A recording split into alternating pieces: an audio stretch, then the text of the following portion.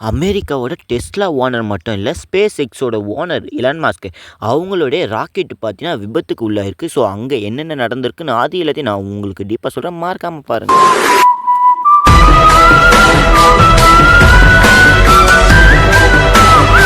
அதுக்கு முன்னாடி நம்ம சேனலுக்கு நீங்கள் புதுசாக வந்தீங்கன்னா மறக்காமல் சப்ஸ்கிரைப் பண்ணி வச்சுட்டு வீடியோக்கு உங்களோட லைக்கை கொடுத்து உங்கள் ஃப்ரெண்ட்ஸுக்கெல்லாம் ஷேர் பண்ணிட்டு வாங்க. வீடியோக்குள்ளே போகலாம். அமெரிக்காவில் இருக்கிற மிகப்பெரிய பணக்காரர் லிஸ்ட்டில் எடுத்தாக்கா எலன் மாஸ்க் ஒருத்தவங்க இவங்களும் இருப்பாங்க.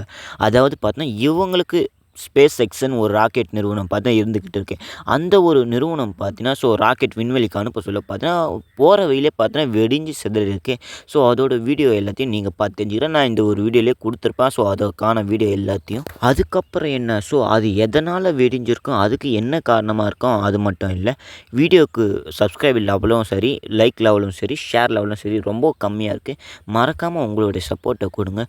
அதுக்கப்புறம் நான் எலன் மாஸ்க் ராக்கெட் வெடிக்கிறதுக்கு என்ன காரணமாக இருந்திருக்கும், அவங்க என்ன மிஸ்டேக் பண்ணிட்டாங்கன்னு அந்த மிஸ்டேக் நான் உங்களுக்கு டீப்பாக சொல்கிறேன். ஸ்பேஸ் எக்ஸ் நிறுவனம் என்ன பண்ணிட்டாங்கன்னா நம்ம அனுப்புகிறத லைவாக டெலிகாஸ்ட் பண்ணணும், அதாவது பார்த்தீங்கன்னா எல்லாரும் பார்க்கணுன்னு பார்த்தீங்கன்னா எலன் மாஸ்க் அவங்களோட முடிவாக இருந்தது. அதை பார்த்தீங்கன்னா வானத்தில் அனுப்ப சொல்ல பார்த்தீங்கன்னா அதோட இன்ஜினில் சரியான முறையில் பார்த்தீங்கன்னா ஒர்க் ஆகலைன்னு சொல்லியிருக்காங்க. இந்த ஒரு விபத்து ஏற்பட்டதுக்கு ஸ்பேஸ் எக்ஸ் என்ன சொல்லியிருக்காங்கன்னா, அதாவது பார்த்தீங்கன்னா அந்த ராக்கெட்டில் வேலை செய்கிற இன்ஜின்கள் பார்த்தீங்கன்னா இப்போ நம்ம படத்தெல்லாம் பார்த்துருப்போம். ராக்கெட் போக சொல்ல ஒரு பார்ட்டாக பார்த்தீங்கன்னா கீழே விழுந்துக்கிட்டே இருக்கும். கடலில் தான் விழுற மாதிரி காமிச்சிருப்பாங்க. அதாவது பார்த்தா இந்த ஒரு இன்ஜின் கோளாறுனால அந்த ஒரு ராக்கெட் பார்த்தீங்கன்னா சில பாகங்கள் பார்த்தா கீழே விழலான்னு சொல்லியிருக்காங்க. அதனால தான் இந்த ஒரு விபத்து பார்த்தீங்கன்னா ஏற்பட்டிருக்கு. இந்த ஒரு விபத்து ஏற்பட்டதால் எந்தெந்த பகுதியில் ஆபத்து நடந்திருக்கு, அதாவது பார்த்தீங்கன்னா வெடிச்சு சிதற சொல்ல எந்தெந்த பகுதியெலாம் விழுந்திருக்குன்னு அது எல்லாத்தையும் நான் உங்களுக்கு சொல்கிறேன். மோஸ்ட்டாக அந்த ஒரு ராக்கெட் வெடிக்க சொல்ல எங்கே விழுந்திருக்குன்னா தெற்கு ப்ளூடோரியா, அதுக்கப்புறம் என்ன பாமாஸ் இந்த ஒரு பகுதியில் பார்த்தீங்கன்னா அது வெடிக்க சொல்ல பார்த்தீங்கன்னா விழுந்திருக்குன்னு சொல்கிறாங்க. அதுக்கப்புறம் என்ன Miami, Fort Lauderdale, Palm Beach மற்றும் ஆர்லாண்டோ இந்த ஒரு பகுதியெலாம் பார்த்தா தரை வழி போக்குவரத்து எல்லாத்தையும் பார்த்தா நிறுத்தி வச்சுருக்கதா சொல்லியிருக்காங்க. அதாவது ஏன்னு தெரியுமா, அது வெடிச்சு சிதற சொல்ல அங்கே வெஹிக்கலில் போயிருக்கிற மக்களுக்கு எந்த ஒரு ஆபத்தும் வரக்கூடாதுன்னு பார்த்தீங்கன்னா இந்த ஒரு ஏற்பாடை பார்த்தீங்கன்னா அவங்க பண்ணி வச்சுருக்காங்க. இந்த ராக்கெட்டோட இன்ஜின் ஒர்க் ஆகாது யார் காரணம்னு பார்த்தீங்கன்னா அதை பார்த்தீங்கன்னா ஆராய்ச்சி செஞ்சுருக்காங்க.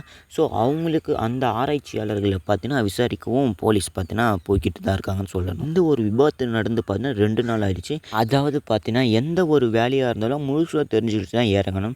அரைகுறையாக இறங்கி பண்ணால் இந்த மாதிரி தான் ஆகும்னு பார்த்தீங்கன்னா ஸ்பேஸ் எக்ஸ் நிறுவனம் பார்த்தீங்கன்னா புரிஞ்சுக்கிட்டு இருப்பாங்கன்னு நினைக்கிறேன். ஏன்னா எலன் மாஸ்க் ரொம்பவும் கஷ்டப்பட்டு பார்த்தீங்கன்னா வந்திருப்பார் இந்த ஒரு ஸ்பேஸ் எக்ஸை உருவாக்குறதுக்கு. அதுக்கப்புறம் என்ன தான் நம்ம ரிசர்ச் பண்ணிக்கிட்டே இருந்தாலும் நமக்கான ரிசல்ட்டு கூடிய சீக்கிரம் கிடைக்கும்னு நினைக்கிறேன். ஆனால் எலன் மாஸ்க்கு இந்த மாதிரி நடந்ததுக்கு கொஞ்சம் வருத்தமாக தான் இருக்குது. இந்த சம்பவத்தை பார்த்து அவங்க என்ன சொல்லியிருக்காங்கன்னு இன்னொரு வீடியோவில் நான் சொல்கிறேன். மறக்காமல் லைக் கொடுங்க.